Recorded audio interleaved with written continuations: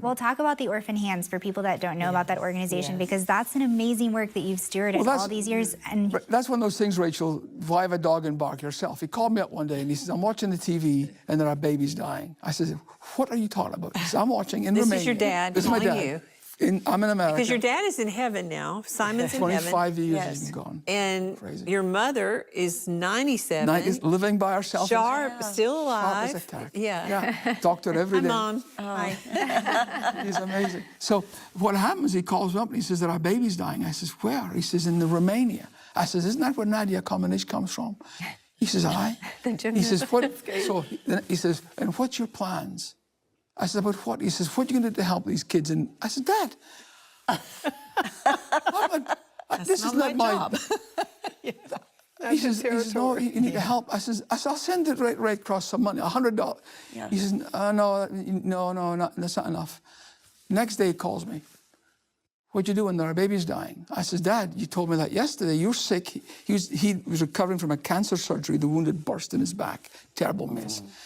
I says, you're sick and I'm busy. I says, leave this alone. Next day, the call came. Well, I've been thinking I'm going by myself. If I die on the way, it's your fault. I says, for goodness sake, man, stop it. I says, I'm coming home. So I flew home. The local press discovered cancer-stricken pastor to go to Romania. So the people started bringing us. I mean, all of the studio could have been filled with bags. So it started him and me in a car. Bags of what? Clothes and food? Everything.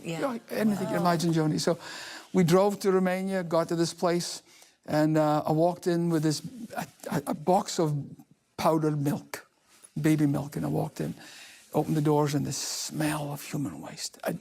I gagged, I dropped the box, ran outside, went back to the van. I'm standing leaning on the hood of the van. And he comes back out, he says, get in there. I says, no, you want to go to an orphan? There you go, that's orphanages right there. I'm done. He says, you can't embarrass these folks. I says, I'm not going in there. He says, yes, you are. I says, no, I'm not. And I said, if I stay here, I'm innocent. If I go in there, I'm guilty. He says, and he grabbed me by my neck and he said, well, you're going to have to be guilty. And he started hauling me into the door. And I walked into hell, walked into the most unbelievable 200 kids of starving, dying. And I went up the stairs into Salon 5 with my dad and into this room, and there's about 30 kids, and they're all rocking like this on their cribs because they've never been cuddled. Yeah. All day long, all night long. And I looks down, and there's a wee face halfway down, and he's looking up, he's on his crib looking up at me, with his cheeks sucked in. And the Holy Ghost said, that's your son. Clear as I'm talking to you. Wow. And I went down, I picked him up, and I said, I don't know who you are or where you came from, but I'm not going to stop until I adopt you. And it took me a year. Not only did you adopt him, but you helped all those other children. Well, they had no toilets. They sat on coffee cans with the raw edge.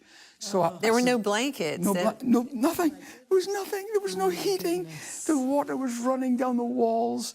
So it took me a year or so. I went back every 2 or 3 weeks, flew all over America to you were in this thing, and we'd sit and just hold them and cuddle them. And it took a year to get Andrew. And by the time we'd finished, I'd fixed up the orphanage, and was completely addicted. Oh yes, the smell is gone. So So Simon calls me one day. We're going to have Christmas in Romania. He says, I don't want you to go to Romania this year. I want you to go to Moldova. I says, where in the name of heavens is Moldova? If he was still alive, just think of all the places you would be. I love it. So he says, I says, where's Moldova? He said, isn't that far away? He said, it's just one more country over. It's next door. So we went across the Carpathian Mountains in a Mitsubishi Glant in a snowstorm. Jackknife trucks everywhere.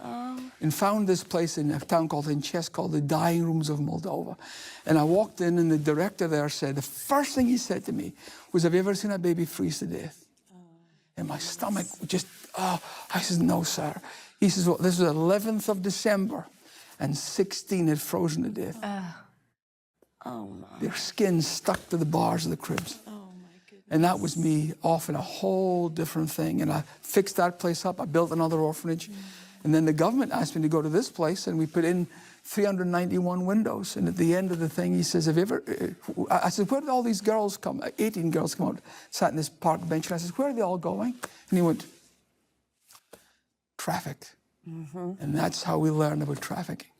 So ever since then, I've been building houses and rescuing. put it Because in- you take the girls in, like, because at 18, they... From the orphanage, they come to us. Right. We put them back in school, tell them if you're born, God has a plan, you're not a mistake. What if you could change someone's day by simply sharing this video? So you never know how spreading the good news of Jesus could make an impact on someone's life. So take a moment, comment, share, and subscribe.